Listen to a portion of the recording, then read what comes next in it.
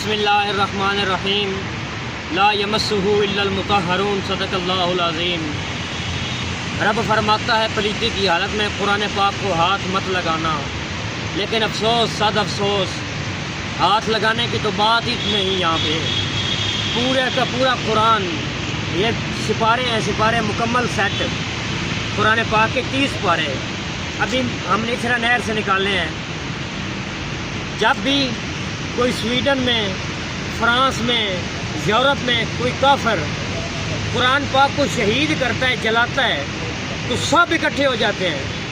کفار نے ہمارے قرآن کو جلا دیا، ہمارے قرآن کی بے ادبی کر دی، لیکن افسوس سخت افسوس، یہ تو ایک نہر ہے پاکستان کی، ایک نہر، لاہور کی ایک نہر۔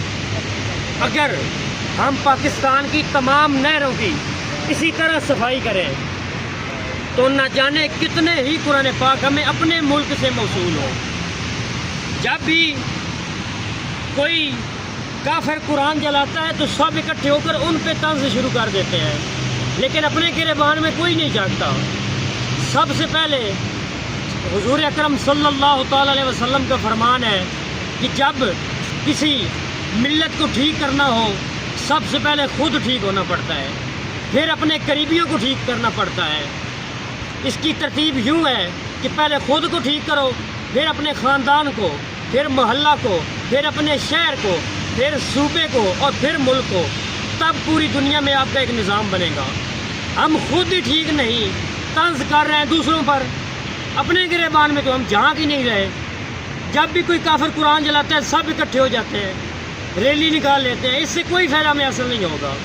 کم از کم ہمیں اپنے ہی ملک میں اس قرآن پاک کی بے ادبی کو روکنا ہوگا۔ ہمارا نمبر عالمی تنظیم تحفظ مقدس اوراق کے چیئرمین ہمارے پیر و مرشد صاحبزادہ خواجہ محمد رضا صدیقی چشتی، آپ کے نمبر پہ رابطہ فرمائیں، 0340 595، یہ آپ کا نمبر ہے۔ پورے ملک سے کہیں پر بھی آپ کے پاس اوراق پڑے ہیں ہم آپ سے لے لیں گے، لیکن خدا را ان اوراق کو، ان قرآن پاک کو اور فلیکس وغیرہ کو ان ندی نالوں میں مت پائیں۔